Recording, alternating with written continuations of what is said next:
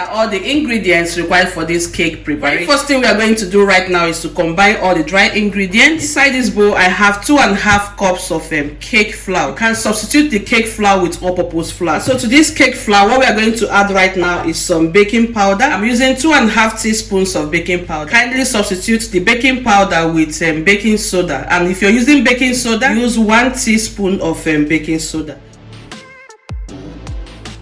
Have here is a combination of salt and vanilla sugar. The vanilla sugar is optional. If you don't have it, you can just forget it. For the salt, I'm using 1/4 teaspoon, and then for the vanilla, I'll be using just 1 teaspoon of vanilla sugar. Some cocoa powder, and for this recipe, we will stick to only 2 tablespoons of cocoa powder.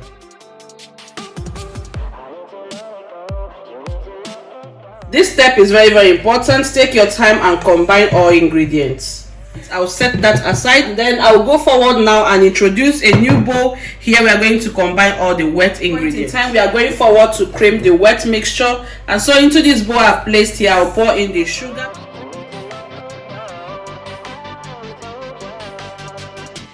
I'll be using 1/2 cup of softened butter, so into this bowl I'll drop that right in. If you don't have the mixer, you can just use your hand whisk.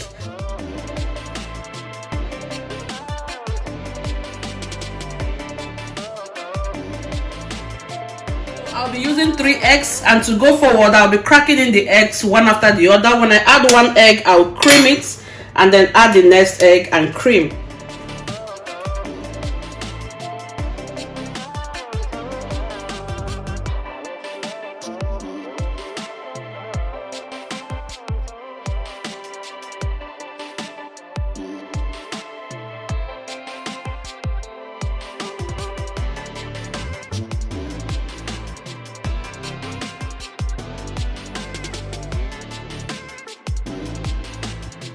Tablespoon of vanilla aroma. If you're using the extract, please use 1/2 teaspoon of vanilla extract. If you don't want to use vanilla, please choose any other flavor of your choice. After adding the vanilla aroma, what I have here is some ACV, which is apple cider vinegar. If you don't have apple cider vinegar, you can stick to the white vinegar, but you will need some kind of acid in this cake, so I'm sticking to 1 teaspoon of apple cider vinegar. Next, I'll add some oil.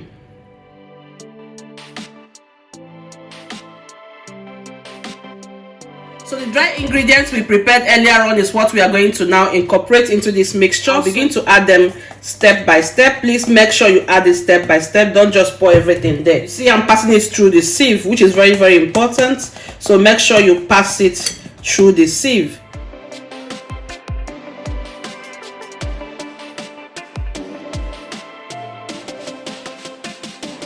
Okay guys, in this cup here I have some buttermilk.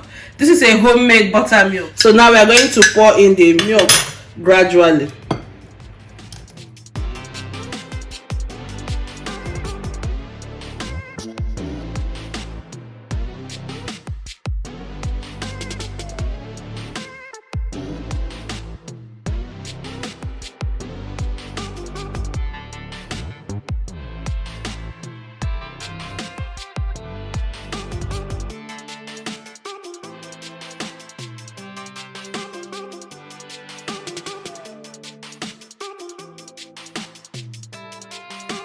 This is the right time to now add the food color.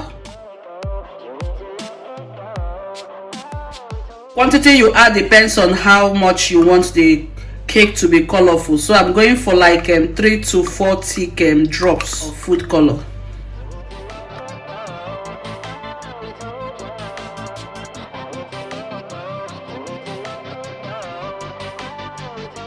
Drop in a little more red so that the cake color will come out super beautiful.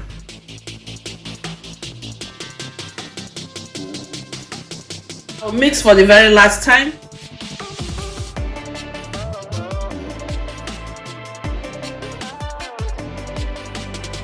You want to have such beautiful, gorgeous red appearance in your cake. Can you see that? That's amazing.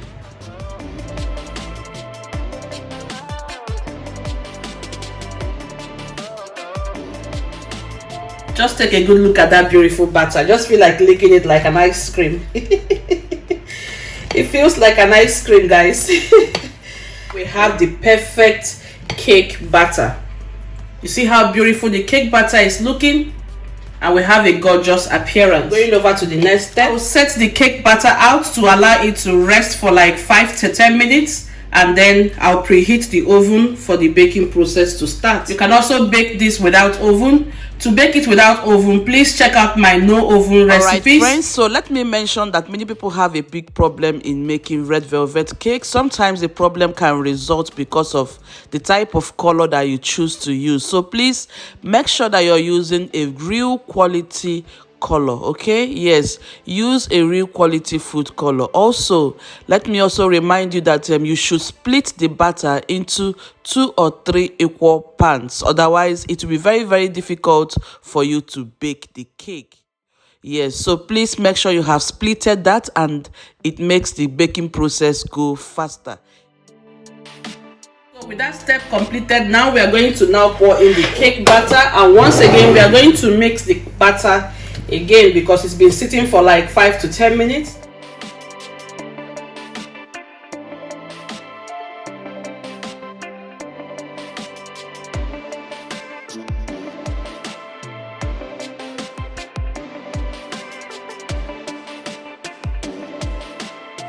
My oven is still preheating, so what we're going to do now is to tap the bowl. You just tap the pan a little bit to remove air bubbles. Soaking your cloth in water is very important so that the cloth does not get burnt while it enters the oven.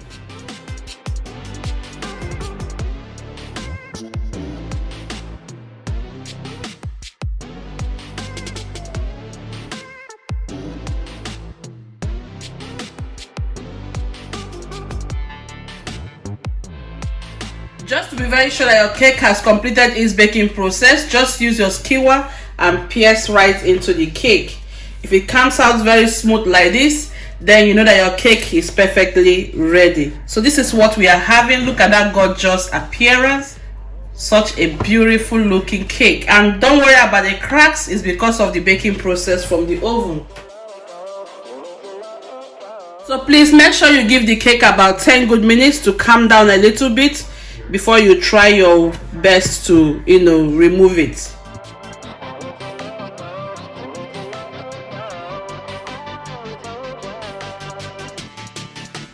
Okay guys, so this is what we are having. Look at that moist cake. Can you see? The cake is spongy. Look at the cake is bouncing. Super moist. You see that?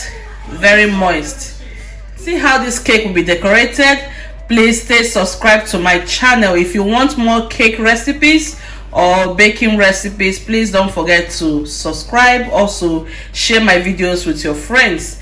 I hope you all have enjoyed, and I hope you also love today's recipe. If you have, don't forget to like and subscribe to my YouTube channel to get instant notifications whenever I upload any video. Kindly share my video with your friends, loved ones, or anybody you want to share it with. Thank you.